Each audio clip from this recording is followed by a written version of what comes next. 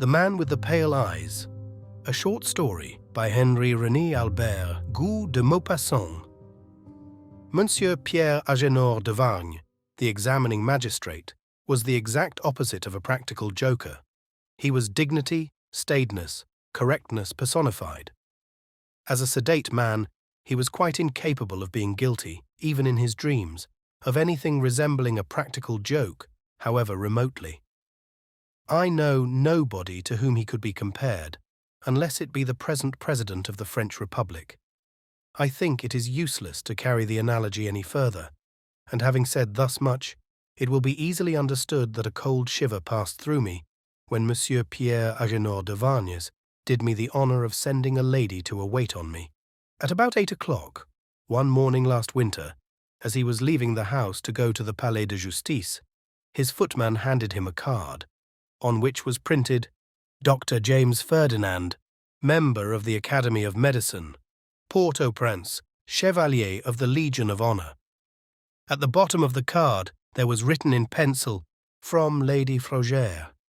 Monsieur de Vargnes knew the lady very well, who was a very agreeable Creole from Haiti, and whom he had met in many drawing-rooms, and, on the other hand, though the doctor's name did not awaken any recollections in him, his quality and titles alone required that he should grant him an interview, however short it might be.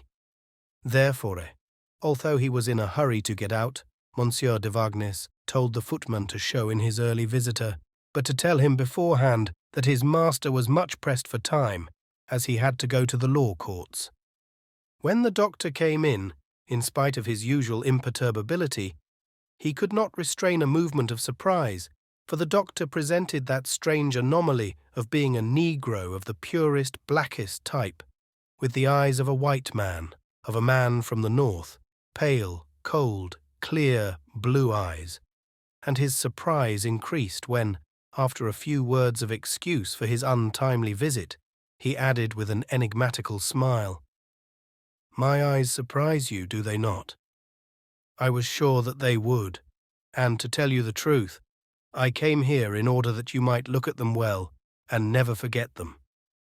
His smile and his words, even more than his smile, seemed to be those of a madman. He spoke very softly, with that childish, lisping voice which is peculiar to Negroes, and his mysterious, almost menacing words, consequently, sounded all the more as if they were uttered at random by a man bereft of his reason.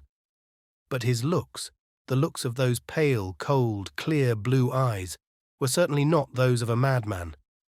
They clearly expressed menace, yes, menace, as well as irony, and, above all, implacable ferocity, and their glance was like a flash of lightning which one could never forget.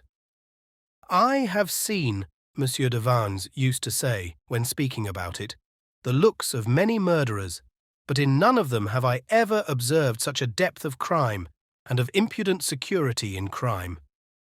And this impression was so strong that Monsieur de Vargnes thought that he was the sport of some hallucination, especially as when he spoke about his eyes, the doctor continued with a smile and in his most childish accents, "Of course, monsieur, you cannot understand what I am saying to you, and I must beg your pardon for it. Tomorrow you will receive a letter which will explain it all to you. But first of all, it was necessary that I should let you have a careful look at my eyes which are myself, my only and true self, as you will see." With these words, and with a polite bow, the doctor went out, leaving Monsieur de Vargnes extremely surprised, and a prey to this doubt, as he said to himself, "Is he merely a madman? The fierce expression and the criminal depths of his looks are perhaps caused merely by the extraordinary contrast between his fierce looks and his pale eyes." And absorbed in these thoughts, Monsieur de Vargnes unfortunately allowed several minutes to elapse. And then he thought to himself suddenly, "No, I am not the sport of any hallucination, and this is no case of an optical phenomenon.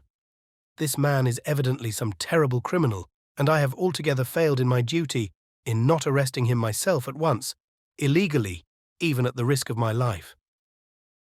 The judge ran downstairs in pursuit of the doctor, but it was too late.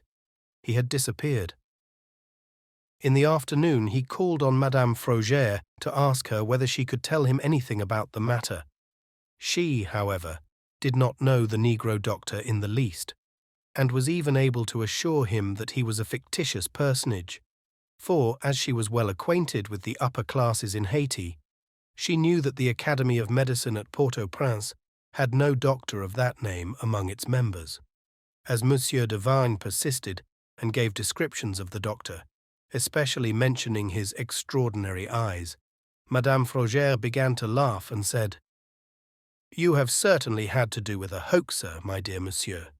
The eyes which you have described are certainly those of a white man, and the individual must have been painted." On thinking it over, Monsieur de Vargne remembered that the doctor had nothing of the Negro about him, but his black skin, his woolly hair and beard, and his way of speaking, which was easily imitated, but nothing of the Negro, not even the characteristic undulating walk. Perhaps, after all, he was only a practical joker, and during the whole day Monsieur de Vargne took refuge in that view, which rather wounded his dignity as a man of consequence, but which appeased his scruples as a magistrate. The next day he received the promised letter, which was written as well as addressed in letters cut out of the newspapers. It was as follows: "Monsieur, Dr. James Ferdinand does not exist, but the man whose eyes you saw does, and you will certainly recognize his eyes.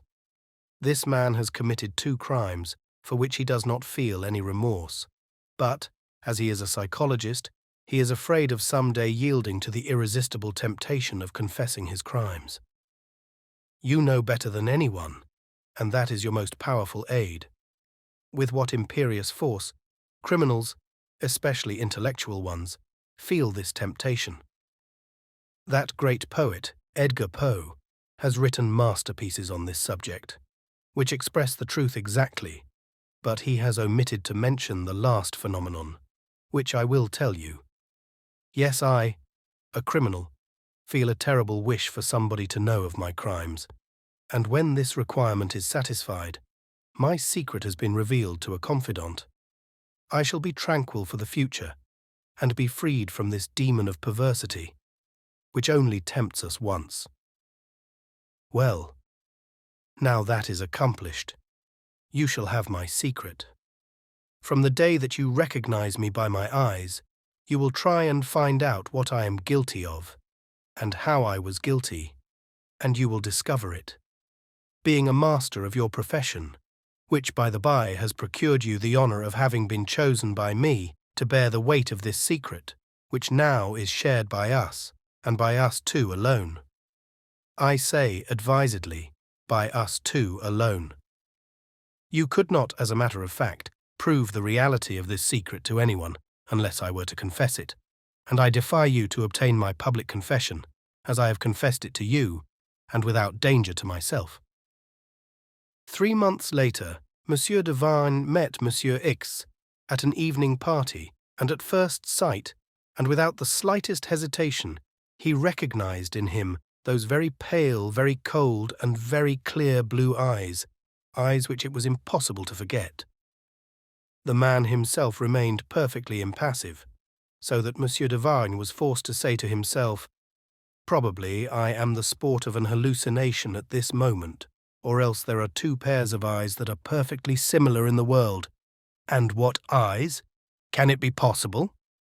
The magistrate instituted inquiries into his life, and he discovered this, which removed all his doubts. 5 years previously, Monsieur X had been a very poor but very brilliant medical student, who, although he never took his doctor's degree, had already made himself remarkable by his microbiological researches.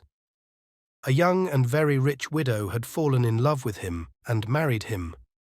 She had 1 child by her first marriage, and in the space of 6 months, first the child and then the mother died of typhoid fever, and thus Monsieur X had inherited a large fortune in due form and without any possible dispute. Everybody said that he had attended to the 2 patients with the utmost devotion. Now, Were these 2 deaths the 2 crimes mentioned in his letter? But then, Monsieur X must have poisoned his 2 victims with the microbes of typhoid fever, which he had skillfully cultivated in them, so as to make the disease incurable, even by the most devoted care and attention. Why not? Do you believe it? I asked Monsieur de Vargne. Absolutely, he replied.